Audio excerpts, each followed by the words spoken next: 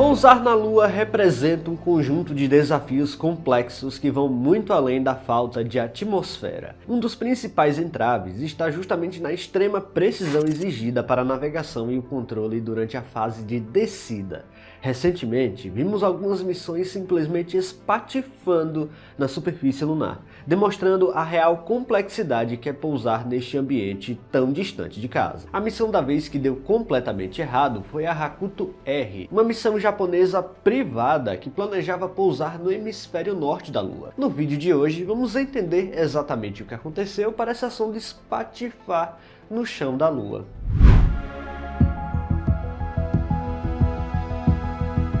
Pousar na Lua é uma das manobras mais delicadas e desafiadoras da exploração lunar. Embora a ausência de atmosfera elimine fatores como atrito aerodinâmico e resistência do ar, isso também significa que espaçonaves não podem contar com paraquedas ou frenagens atmosféricas para então reduzir suas próprias velocidades. Toda a desaceleração precisa ser feita de forma controlada por propulsores, exigindo cálculos extremamente precisos para garantir uma descida segura. Diferentemente da Terra, a Lua não possui um sistema de GPS que permita a navegação por satélite. Isso obriga as espaçonaves a dependerem de sistemas alternativos, como sensores ópticos, altímetros a laser e sistemas inerciais, que monitoram constantemente a posição e a velocidade da nave em tempo real. Qualquer erro adquirido durante a viagem até a Lua, mesmo que seja imperceptível, pode ser acumulado de forma significativa para representar um problema real na hora do pouso. A precisão se torna ainda mais crucial quando você considera que a Lua tem um terreno muito acidentado, cheio de crateras, encostas e até áreas rochosas. Nesses cenários não basta apenas tocar o solo lunar, é necessário escolher com exatidão o ponto ideal para pousar. Um erro de poucos metros pode significar o tombamento da nave, danos estruturais ou mesmo a perda completa da missão. Outro obstáculo é a superfície da Lua em si, coberta por rigolito, um tipo de poeira fina e altamente abrasiva. Ela representa riscos tanto para o pouso quanto para a integridade dos equipamentos. Quando os propulsores da espaçonave são ativados durante a descida, essa poeira é lançada no ar, criando uma nuvem densa que obscurece os sensores, câmeras e até pode danificar partes sensíveis do sistema de navegação.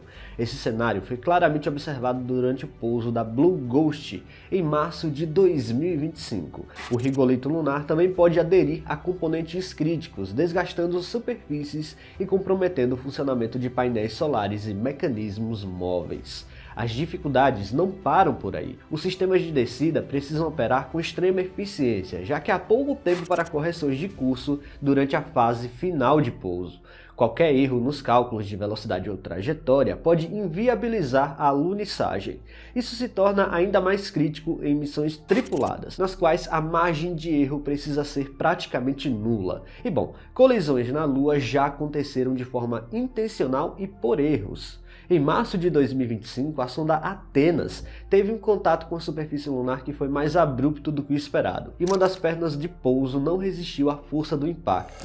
Com isso, o módulo tombou de lado, comprometendo sua orientação e exposição aos raios solares. A sonda, embora inclinada, ainda conseguia se comunicar com a Terra nos primeiros momentos após o pouso. Em outra ocasião, a missão Ranger 9 também colidiu de forma intencional com a superfície lunar. Com um atraso de pouco mais de um segundo na recepção das imagens, a sonda transmitiu cerca de 5.800 fotografias enquanto se aproximava da cratera Afonso, revelando com nitidez inédita para a época a superfície acidentada do Mar das Crises. As imagens, cada vez mais detalhadas à medida que a sonda se aproximava do solo, mostraram desde vastas paisagens até closes de crateras e relevos, culminando em um impacto proposital que encerrou a missão de forma espetacular. No caso mais recente desta vez, foi uma missão japonesa que espatifou contra o solo lunar. O lander, chamado de Resilience, foi lançado a partir de um foguete Falcon 9 em janeiro deste ano de 2025. A espaçonave seguiu uma trajetória bastante tranquila ao longo dos meses, Mas o ponto mais crítico estava se aproximando, que era justamente o pouso lunar. O módulo carregava a bordo um micro-rover europeu Tenacious, experimentos voltados à extração de oxigênio e uma cápsula com artefatos culturais de 275 idiomas. Após entrar na órbita lunar em março, o módulo passou semanas realizando correções e ajustes para alinhar sua trajetória com a zona de pouso. Tudo indicava uma descida bem-sucedida. No dia 5 de junho, os propulsores foram acionados conforme planejado e o módulo iniciou a sequência final de alunissagem, com controle automático monitorado remotamente pela equipe da missão. No entanto, quando o lander estava a menos de 2 minutos da superfície lunar, a comunicação foi abruptamente interrompida.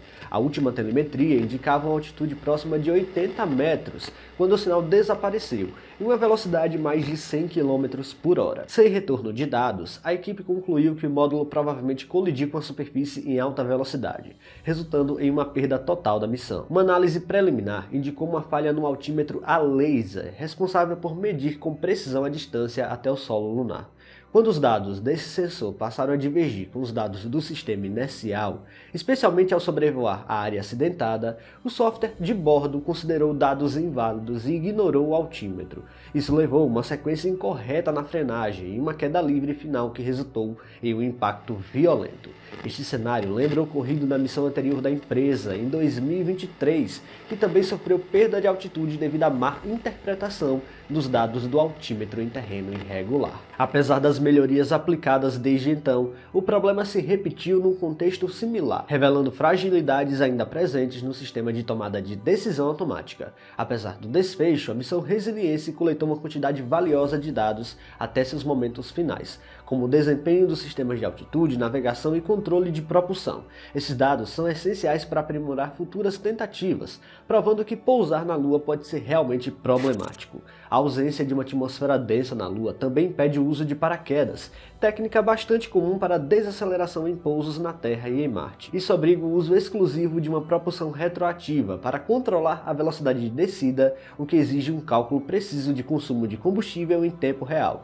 Um pequeno erro nesse gerenciamento pode resultar em uma queda livre ou na incapacidade de realizar manobras corretivas nos momentos finais. Outro fator crítico é o atraso na comunicação entre a Terra e a Lua, que gira em torno de 1,3 segundo para cada trajeto. Isso impede o controle remoto em tempo real durante o pouso.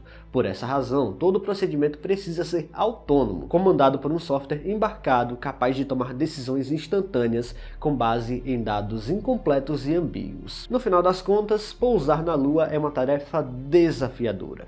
Qualquer ajuda está a mais de 380 mil quilômetros de distância, sem margem para erros. Apesar de ser o astro mais próximo, a Lua ainda se prova ser um lugar bastante problemático para pousos. O pouso lunar então se torna um dos maiores desafios técnicos da engenharia aeroespacial moderna. Pessoal, se vocês gostaram deste vídeo, não se esqueçam de deixar o like aqui, que é muito importante. E se você não está inscrito aqui no canal ainda, convido você a apertar o botão inscrever-se aí embaixo.